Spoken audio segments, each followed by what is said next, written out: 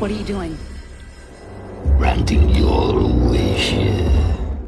Horror fans were truly blessed in the 80s and 90s, especially in the 90s because they were blessed with a movie that chronicled the age-old question, what if a genie fulfilled all 3 wishes but they went horribly wrong? That's right, folks, we're talking about Wishmaster, the B-movie filled with blood, horror cameos, and of course irony. With Robert Kurtzman, the special effects legend in the director's chair, and the Wes Craven as executive producer, this is the horror equivalent of an all-star game. Well, an all-star game that was officiated by Tony Todd, at least. This 1997 classic was released on VHS, and while the Djinn never reached the level of fame that Freddy or Jason did, he has his very own cult following, and today we're diving deep into the bizarre legacy of the Wishmaster. Before we go into our explanation, we have a very small request.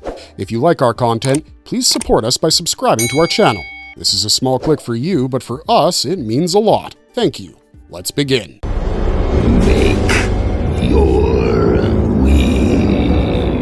What inspired the creation of the Djinn in Wishmaster? When we think of a genie, we almost always imagine that blue guy from Aladdin, right? Someone who grants wishes with a little bit of sparkle and a lot of smiles, right? However, what if we have a genie that looks like a rejected cast member from Hellraiser? That would be the Djinn from Wishmaster. He's not a Disney fever dream, he's straight out of the Middle Eastern folklore that has scared so many kids growing up. In a way, this Djinn is the twisted interpretation of the ancient Djinn, who were said to be beings of smokeless fire and astoundingly powerful. Sounds kinda cool, right? Now, with that in mind, Peter Atkins, the screenwriter for the Hellraiser franchise, specifically Hellraiser 1, 3, and 4, entered the picture. He took this concept of wish granting and added blood and gore to it. This turned the genie from the friendly Robin Williams to this being that warps innocent wishes into something more akin to Jigsaw's many traps, while being extremely smug about it. The iconic design of the Djinn is a result of Robert Kurtzman. He wanted the villain to look as swampy as possible, something that screamed eldritch horror over the Disney magic that genies are usually associated with. The ridged skin, the permanent smug sneer, the reptilian eyes, all of these make the Djinn iconic. If you rub the wrong lamp and end up paying with your soul, the Djinn is the one you get to see. And the best part of the whole thing? The Djinn really loves his job. Now that we have this genie from hell, you must be wondering how he's connected with the other horror icons, because, oh my god, this one movie ends up with so many horror icons in the same place.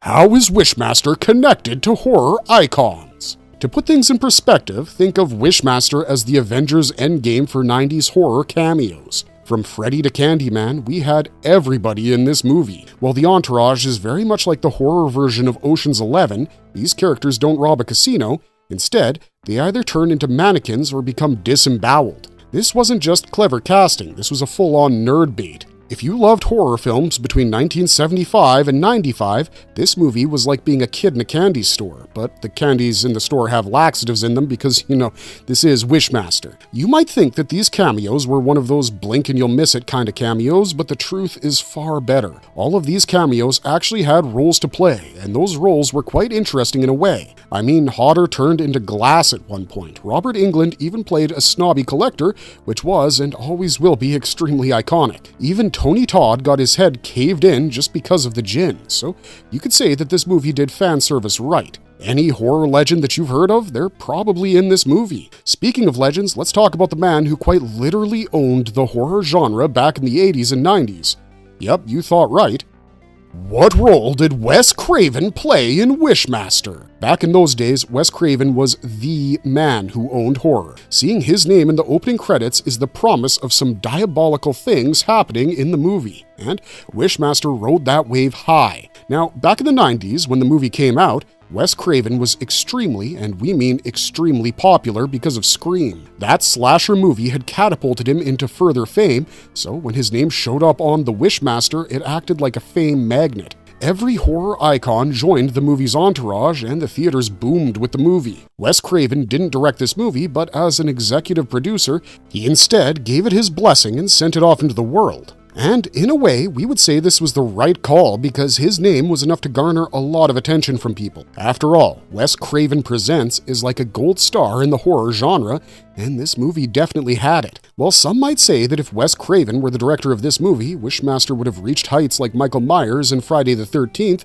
but we would say that this movie had a unique selling point from the get-go, which would have gotten overshadowed had that been the case. Yeah, that's right, folks, we're talking about the practical effects. The movie showcased practical effects that were more than enough to make your skin crawl, and in the best way possible. So let's talk about the madness that was the makeup in this movie.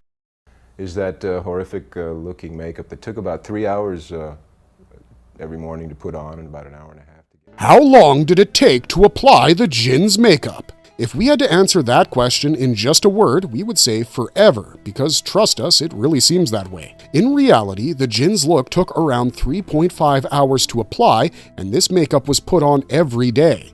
And then, on top of that, it took another 1.5 hours to take off. Andrew Divoff, the actor for the djinn, practically lived in the chair. He quite literally surrendered himself to the hands of the makeup artists for almost 4 hours. And the result?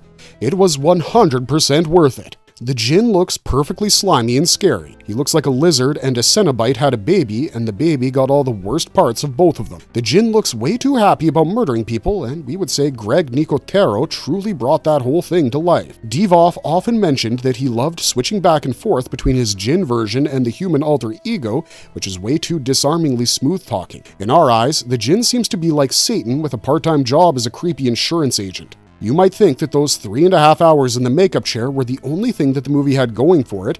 However, the reality is that The Wishmaster didn't gain cult status just because of its practical effects. The movie also has a soft spot for the horror genre, which it did justice to every step of the way.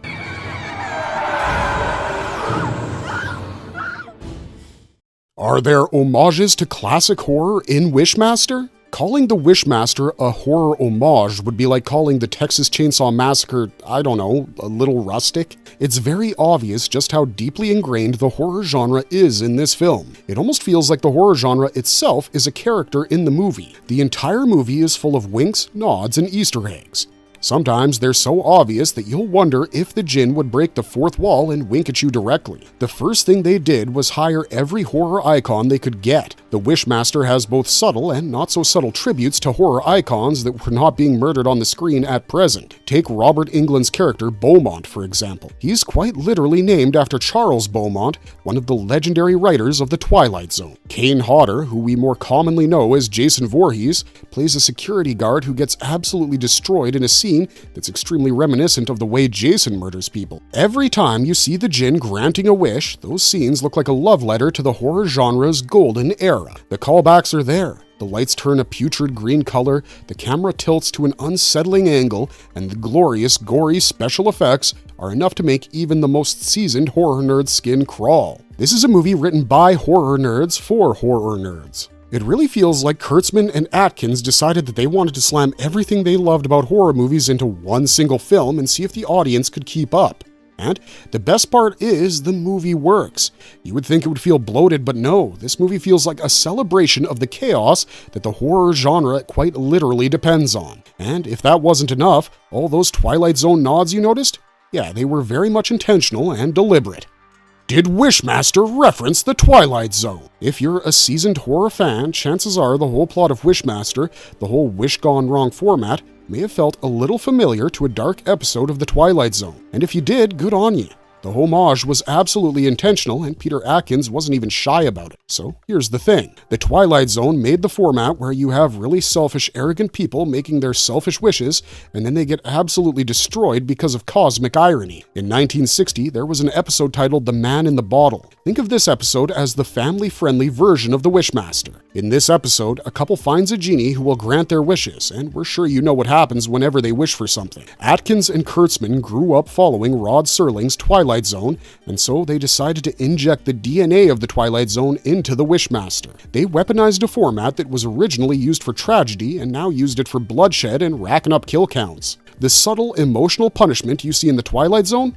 Yeah, we're not dealing with that here. Instead, we have bodies blowing up like fruits and kill counts racking up higher than ever. This inspiration from the Twilight Zone is what makes the Wishmaster so much more than your average gore fest. It's so trashy, but the narrative structure of the story under all those dead bodies is actually pretty sound. The demise of every character is in their greed, pride, and utter stupidity, and in a way it feels karmic. Now that we have all the references out of the way, let's get to the most exciting part of the horror movie, the tagline. Something so ridiculously badass you'll be tempted to tattoo it on your chest. What was the film's tagline? The best part about The Wishmaster is that you don't have just one tagline for the movie, you've got a couple. The first tagline, which on most sites would be tagged as the main tagline, is "Be careful what you wish for." The three words that best describe that tagline are clean, ironic, and terrifying. Absolutely terrifying. You hear that, and you know for a fact that someone is about to get their life ruined and completely turned upside down. Another tagline for the movie was "Beg for your life, pray for your soul, but whatever you do, don't make a wish." While getting this tagline as a chest piece would be a little more difficult, the melodrama in the tagline is absolutely amazing. The main character's energy quite literally exudes from it, and we love that tagline. These taglines weren't just marketing fluff either. They were straight to the point, giving off the vibes that Wishmaster was selling. You read the tagline, and you know for a fact that you're signing up for some cosmic horror where your wish, whatever it may be, will become your worst nightmare and come back to haunt you. And we'll be honest, we quite like it. Horror movies nowadays love to oversell the concept, or they end up underselling it completely. You watch the trailer and imagine you're watching something, only to go to the theater and watch something completely different. But Wishmaster wasn't like that. It proudly announced what it was, and we loved that. You wish, you die. That's the story. Great movie. Let's go. With all the things going right for the movie, you gotta wonder if that actually ends up translating into the box office. Well, let's take a look at the numbers.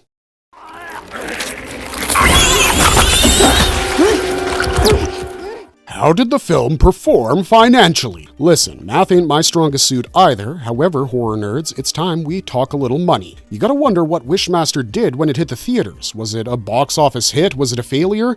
Was it somewhere in between? Well, frankly, it made just enough money to become a little franchise in and of itself. So, The Wishmaster opened on September 19th, 1997, and do you want to guess how much it pulled in the first week? No? Okay, we'll tell you. It was around $6 million.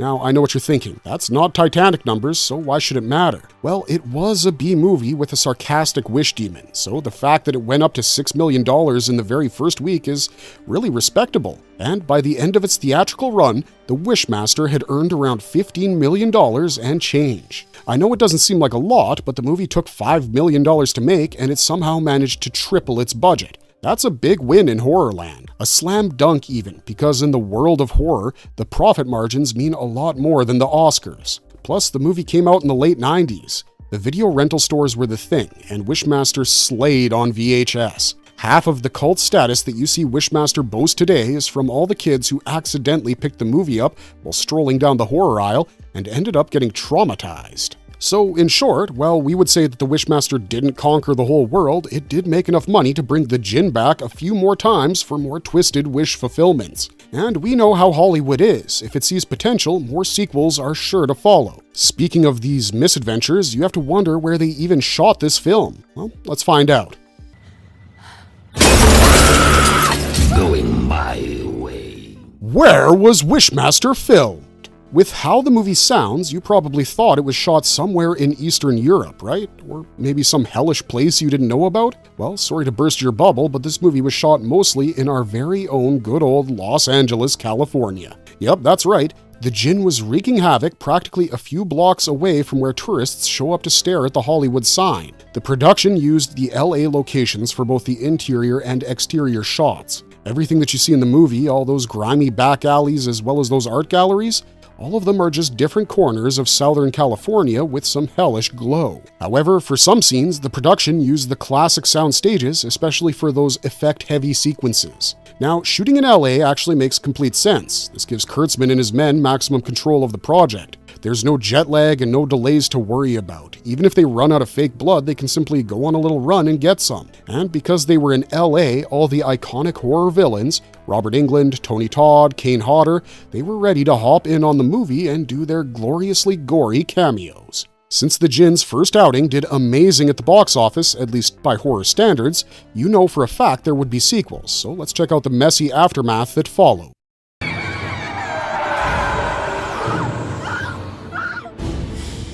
Was there a sequel to Wishmaster? When it comes to Wishmaster, there was not a sequel. There was a whole barrage of them, and each one basically went off on one creative decision. What if we remake the Wishmaster but with less money and even weirder concepts? The Wishmaster 2, Evil Never Dies, released in 1999 and went straight to video. There was no theatrical release because the people knew that Wishmaster 2 was for those horror junkies, not regular old folks. The sequel has the Jinn unleashed yet again, but this time he's in a prison, the one place with all the violent criminals. Absolutely genius, we gotta say. The basic formula of the story remained the same. The dumb humans make dumb wishes, and then the Jinn interprets them in the weirdest way possible, and the bodies drop like flies. The rinse and repeat was heavy with this one, but everything was turned up a notch. Everything was more grungy, more cheesy, and had worse consequences. The Wishmaster 2 didn't even try to recapture the polish that the first movie had because it knew it didn't need to. In fact, Wishmaster 2 embraced the chaos even further, which we didn't think was possible, and in a way, it's kind of beautiful like that. The critics, as you can guess, weren't very happy with this movie. They, in fact, hated it, but the fans didn't mind it. The video rentals on this movie were just enough that the studios greenlit not one, but 2 sequels after it. But wait, just because the studio said okay doesn't mean the Jinn would be okay with it too, right? Lovely to see you again, Morgana. Did you really think you could kill? Did Andrew Divoff return for the sequel? Short answer, yes. Long answer, hell yes. And you should thank the horror gods for that, because Andrew Divoff is quite literally the thing that keeps Wishmaster 2 from falling apart. Divoff is not just playing the Jinn, he is the Jinn. His performance wasn't some lazy knockoff. He created a character from scratch that had just the right amount of menace, sarcasm, and gleeful cruelty that makes everything, even the dumbest wish death scenes, extremely fun to watch. And in Wishmaster 2, he leaned more into the villainous bastard side of things, giving Divoff more of an edge. In the sequel, we see him out of his prosthetics a bit more, giving Nathaniel Demarest, we'll discuss the name later, don't worry, more time to create chaos. We loved every time Divoff would strut around, verbally destroying the humans before turning them into meat puddles. However, right after Wishmaster 2, Divoff bowed out of the movie. This left the Wishmaster 3 and Wishmaster 4 with replacement Jinns who just simply weren't as good as Divoff. So the take-home message is, Divoff is the lifeline of the Wishmaster. Without him, Wishmaster isn't Wishmaster. He brought everything that you needed for the Jinn. He ate and left no crumbs, and when he left, everything was covered in crumbs. With that being said, you gotta wonder who directed Wishmaster 2 in the first place. Who was the brave soul who decided to take on the reins when he did?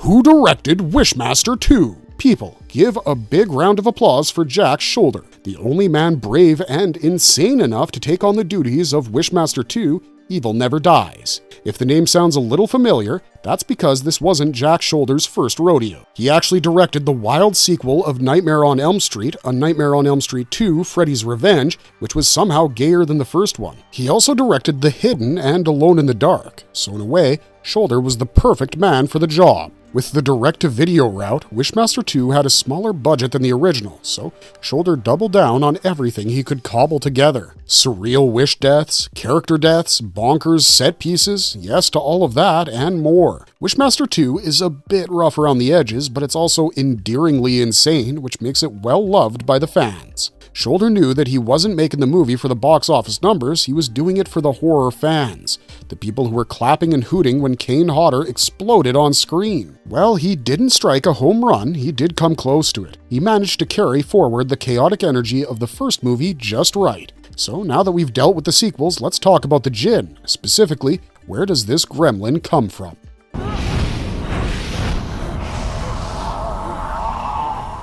What is the origin of the Jinn according to the film? When you look at Wishmaster, on the surface, it seems like the easiest way of explaining the lore behind the Jinn would be get Genie, turn it up to super evil, and we're done. However, that's actually not accurate. The real lore is somehow way cooler and much dumber than you might expect. According to the myth of the movie, the Jinns are ancient beings. They were created even before humans.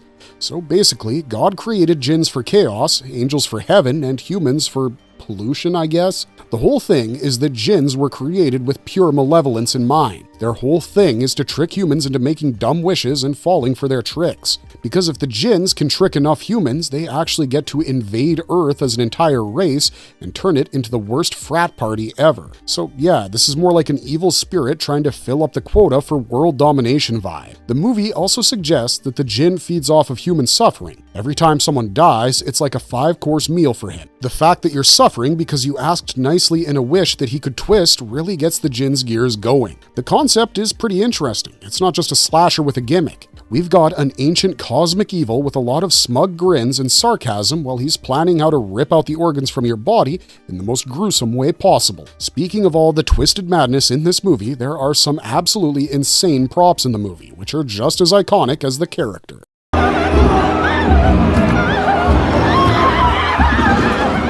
Are there notable props in the film? The props of this movie are just as iconic as Andrew Divoff's character. If you're a seasoned horror fan, you'll have another blast rewarding the movie when you're looking for all the hidden Easter eggs in the movie. For example, the statue that the djinn is trapped inside, that was specifically designed to look cursed, ancient, and a little tempting, almost providing everyone with a false sense of promise so that they would become the next victim. The next thing on the list is the gem itself, the fire opal. It's almost mesmerizing to look at. It basically acts like a USB drive that boots the djinn the moment someone touches it. Fun fact about the opal, several versions were made for filming purposes. Lightweight versions of the fire opal were made for carrying, while heavier ones were used for close-ups. And the treasure trove of Easter eggs is in the auction house scene. Ode of horror memorabilia courtesy of Robert Kurtzman and his team. You can see the creepy relic from The Evil Dead, the lament configuration from Hellraiser, and a lot more. If you squint just hard enough, the movie is kind of like a mini horror museum. The props team basically wrote a love letter to the horror fans and filled it up with Easter eggs, but the props weren't the only Easter eggs in the movie. The name is Valentine. Johnny Valentine. Did the film include any Easter eggs? Wishmaster is the ultimate horror scavenger hunt. You get to see the entire panel of horror royalty crammed into the 90-minute movie while everyone is getting their faces ripped off. We've got the cameos. We've got an entire league of horror icons here. Robert Englund is the rich art collector, Kane Hodder is the doomed security guard, Tony Todd is the criminal who really shouldn't have talked to the djinn, and there are a lot more. The names of all the characters are nods to iconic horror legends and horror authors, which is like a subtle nerdy wink that only die-hard horror fans would notice. The visual style has a Giger-esque body horror transformation that looks very reminiscent of The Thing and Hellraiser. So, the Wishmaster is like a full-on nerd trap that would be even more mind-blowing for horror junkies. And that's why the Wishmaster still remains so lovable even today. But wait, what did our djinn even want in the first place? Well, more screen time will get you half a point. The actual answer is a bit more complicated than that. I'm right, I said freeze!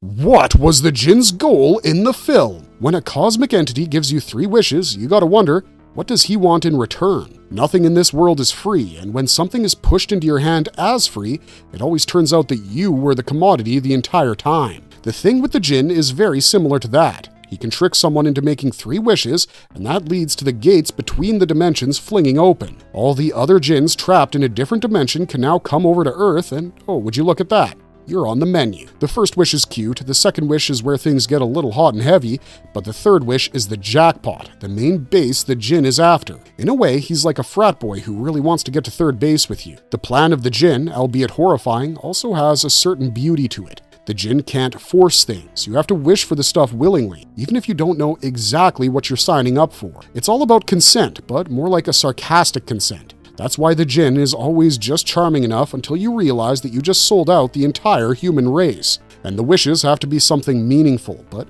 how does he pull this off?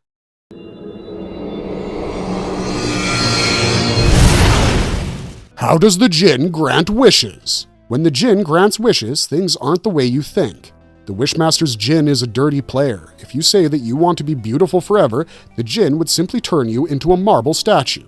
Or, if you want a bunch of money, You'll get it after one of your closest family members dies in a grotesque way. Now, all of these wish fulfillments don't happen with the djinn snapping his fingers. He kind of just turns reality into Play-Doh, ruining everything in his own way. Visually, the movie doesn't spare any expense on the transformations. We get to see the old-school practical effects in all their glory. Twisting limbs, melting skin, giant tentacles coming out of places that you definitely don't want tentacles coming out of. Yes to all of that. So if someone ever shows up offering you wishes, maybe saying no thanks is the best way to go about business. But did you know that there could be a connection between the Wishmaster and another classic horror movie? Is there a connection to The Exorcist? Grab your crucifixes because, as it turns out, the Wishmaster and The Exorcist are actually connected. Not just in the visceral reaction it gets from fans, but also because of Father Kadas himself. Actor George P. Wilbur is actually in Wishmaster doing all the stunt work. Wilbur isn't a household name, we know, but all horror geeks know that he was a stuntman for a lot of legendary projects. He was also the Michael Myers in Halloween 4 and Halloween 6, and with him in Wishmaster, you bet your ass he'd get that bone-breaking physicality depicted on screen at one point. The Wishmaster also uses a lot of religious lore, the whole evil lurking beneath modern life stuff and demonic manipulation things The Exorcist also boasted. However, Wishmaster was a lot more campy, with a lot more exploding body parts. However, the core idea that malevolent forces could exploit human weakness given the chance remains the same. Also, another bonus point is how the djinn twists people's beliefs into things against them. Do you have any guesses about who else did the same? Yep, our old buddy Pazuzu was very similar in his motivations.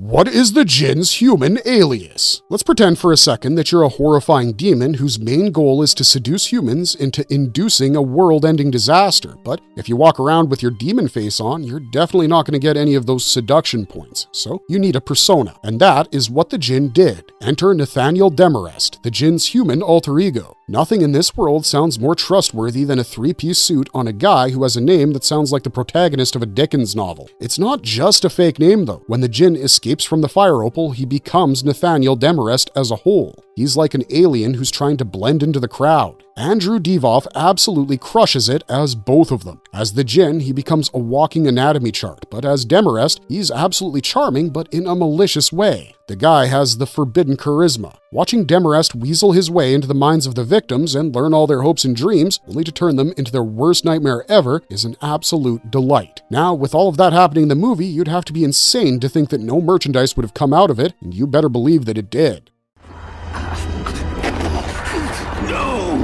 Impossible! Did the film inspire any merchandise? If you so much as breathed near a horror movie in the 90s, without a doubt, you would find merchandise with the logo slapped on it. And while the Wishmaster never reached the fame that Freddy Krueger lunchboxes did, it definitely had its own share of horror merch glory. Horror conventions loved Wishmaster, so posters, lobby cards, and iconic cover art with the djinn's glowing red eyes, those were all collector bait. If you were in a Suncoast video in 1998, you'd have definitely seen that VHS cover on the shelves. There are also some niche collectible figures with limited runs, mostly from horror merch companies. If you really wanted a screaming demon on your shelf, Wishmaster was ready to grant your wish. And of course, you had plenty of Wishmaster t-shirts because there are always t-shirts. So even if the fame didn't reach Jason Mask or Michael Mask levels, Wishmaster garnered quite the fan following of obsessive fans who were ready to show off their allegiance to the nasty genie. With how much love the Wishmaster got from fans, you gotta wonder how many Wishmaster films fans got to love on. Let's take a look.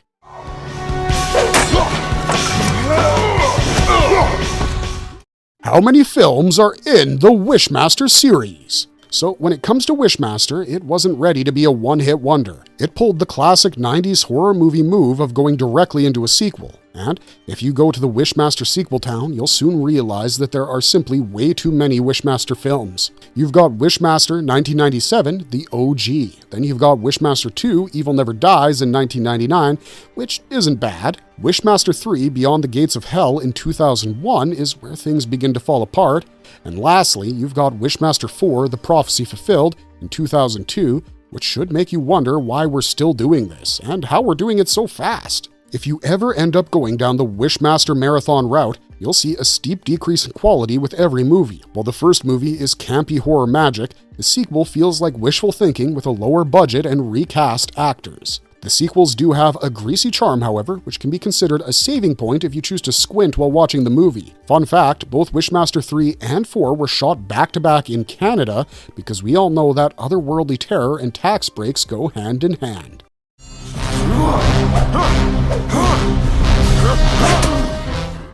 Did the sequels receive theatrical releases? As you can guess, the first movie made a full run in the theaters. The sequels, not so much. They all went straight to video. The second movie, Wishmaster 2, actually saw a tiny theatrical sprinkle, but it was clearly made for video stores from the jump. The other two movies were just straight-up DVD dumpster dives. But that oddly fits the theme. The Wishmaster sequels are the movies that you come across on basic cable in the middle of the night while you get the urge to suddenly clean your room, and they serve as enough of a distraction. While Wishmaster started off strong, it soon shriveled up, becoming one of the weirdest things you could ever rent out in Blockbuster, when Scream wasn't around, of course. Well, the sequels didn't exactly slap, you know what did? The music.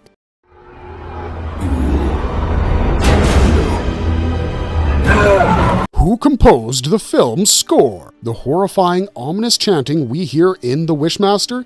It's all courtesy of Harry Manfredini, who created a soundtrack that is worth all the evil vibes Wishmaster is going for. Manfredini is a horror household name because he's the one who created the iconic sounds in the Friday the 13th franchise. If someone wants violins to scream in terror, Manfredini is the guy who can make that happen. For this movie, he mixed up his signature string sounds with more bass-heavy cues, adding Middle Eastern-inspired elements to give it that vibe of ancient evil. The score isn't as iconic as Friday the 13th's murder jingle, but it does a fantastic job setting the mood, which is exactly what Wishmaster needed. Unsurprisingly, as the movie budgets took a nosedive, so too did the music budget. The later entries practically recycled all the themes or used cheap knockoffs, which made the awkward silence seem more pleasant to the ears. But the soundtrack of the first movie? Oof. Thanks to Manfredini, the Djinn got the proper entrance he deserved every time he strutted into the room.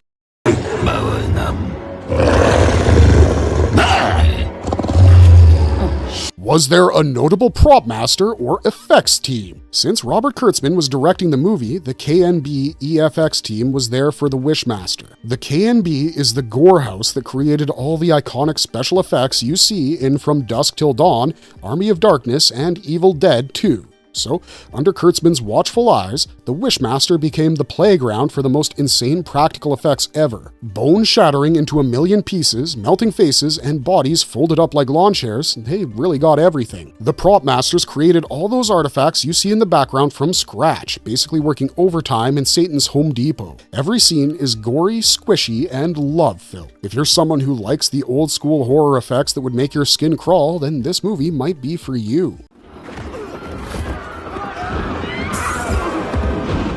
What makes Wishmaster stand out in horror cinema? The simple answer to that question is that Wishmaster is a horror love letter written by horror fans for horror fans. The villain in this movie is treated like a rock star. He's manipulative and intelligent, and he's having a blast as he ruins everyone's life. The movie is like an Easter egg hunt with so many horror tidbits that you can watch the movie over and over and never get tired because you'll always find something new in the background. The 90s practical effects weren't playing around either. The Wishmaster looks squishy, gross, and real because all the talented weirdos in KNB decided to build everything from scratch. And the best part of the Wishmaster is the tone. This movie walks the line between completely ridiculous and absolutely terrifying at all times. It mixes horror and fun together, making it a goofy, glorious gem that never forgot the golden rule of horror: entertaining kills. Marvelous verdict! And there you have it, guys. 25 insane facts about the Wishmaster franchise. Wishmaster is a little horror franchise that has everything from ancient evil genies to crazy sequels.